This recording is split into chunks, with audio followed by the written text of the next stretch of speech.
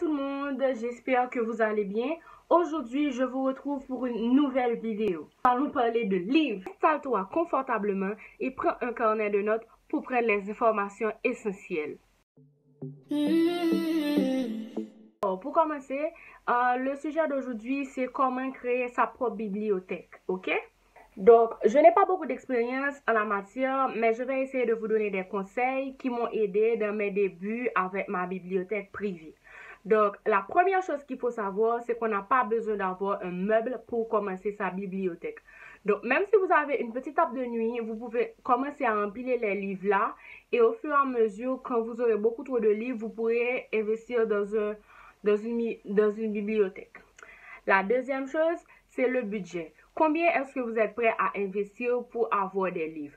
Par exemple, moi-même, lorsque j'ai commencé à avoir des livres, je ne travaillais pas. Ce qui veut dire que c'est avec mes propres fonds, mon argent de poche que mes parents me donnaient, que je me procurais les livres. Donc, je savais me procurer 1 ou 2 livres, ça dépend, une dizaine de livres. Je savais me procurer une dizaine de livres de par moi-même avec mon argent de poche. Bien évidemment, je ne pouvais pas acheter dans les magasins, donc j'achetais les livres chez les bouquinistes.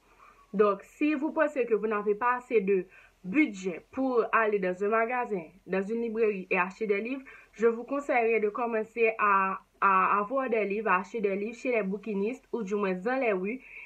Les rues, il n'y a pas de mal à acheter dans les rues. La chose à faire, c'est que si vous voulez des livres qui se vendent dans les librairies, commencez à mettre de côté au moins, par exemple, parlons de $20, je parle de $20.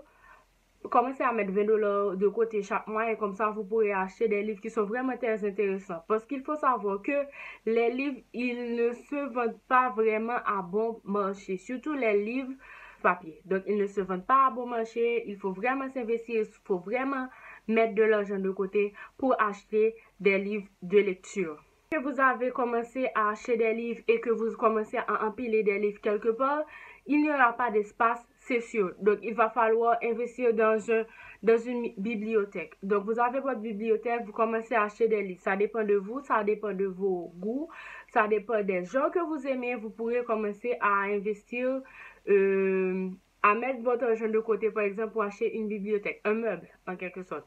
Donc, vous pouvez prendre un meuble de 5 étages, de 5 étagères, ou du moins de 6 étagères, ça dépend de vous, de la hauteur du meuble que vous voulez. J'ai commencé à acheter des livres, j'avais commencé dans les rues et au fur et à mesure, j'ai acheté d'autres livres et maintenant ma bibliothèque ressemble à ça.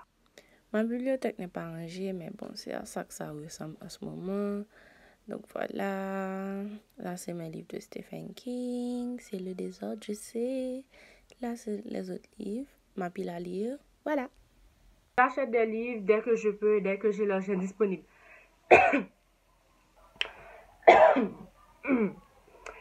Parce que c'est pas tout le temps que quand je vais dans une librairie que j'ai l'argent pour acheter un livre qui me plaît.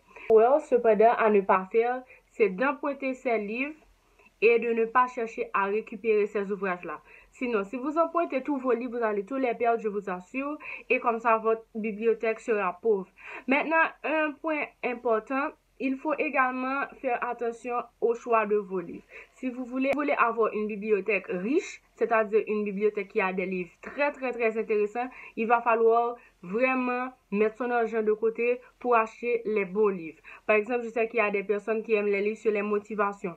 Donc, si vous voulez avoir ce type de livre, je vous montre, je vous ferai une photo aussi. Si vous voulez avoir ce type de livre ou si vous voulez avoir les livres de Mark Manson, les livres qui se vendent très cher, vous allez devoir vraiment vous investir pour avoir ces livres-là. Il y a aussi beaucoup d'auteurs où les livres ne sont pas vraiment à bon marché, donc il va falloir, pour que vous ayez une bibliothèque qui en vaut la peine, il faut que vous mettiez vraiment. Le conseil que j'ai pour vous, c'est vous n'avez pas besoin d'une grande bibliothèque pour avoir votre bibliothèque privée. Ça peut commencer sur la table de nuit. Deuxièmement, vous n'avez pas besoin de commencer à acheter des livres dans les magasins. Ça va vous coûter très cher, surtout si vous êtes nouvelle dans la matière. De commencer avec les bouquinistes, les gens qui vendent des livres dans les rues. Je parle de bons livres, c'est pas les livres sans fond. Vous pourrez commencer avec ces livres-là et puis graduellement, vous pourrez acheter une fois par mois, par exemple, acheter un nouveau livre. Ensuite, troisièmement, n'oubliez pas qu'il ne faut pas emprunter ces livres sans les récupérer après. Si vous savez que cette personne-là va perdre votre livre, je vous assure, mieux vaut ne pas emprunter ce livre-là. Et la quatrième chose que je conseille également, c'est d'avoir un inventaire de sa bibliothèque. Comme ça, vous pourrez savoir combien de livres que vous avez, combien de livres que vous avez empruntés, et comme ça, vous pourrez avoir un regard sur les livres que vous avez au total. Ça va vous permettre de savoir qui a emprunté un livre et s'il y a un problème avec ce livre-là, comment la personne pourra faire pour vous remettre ce livre-là. C'est tout pour aujourd'hui. J'espère que je vous ai aidé avec ces petits conseils. N'hésitez pas à faire des commentaires, à poser des critiques. J'en ai besoin parce que je suis nouvelle en la matière. Je suis une booktubeuse. Je suis une nouvelle booktubeuse, donc j'ai vraiment besoin de vos conseils, de vos critiques, ça va m'aider. Maintenant, si vous avez besoin des informations sur où trouver quelques ouvrages, vous pourrez toujours me contacter sur Instagram. Je pourrais vous guider vers des magasins qui ont des titres bien précis si vous voulez les savoir.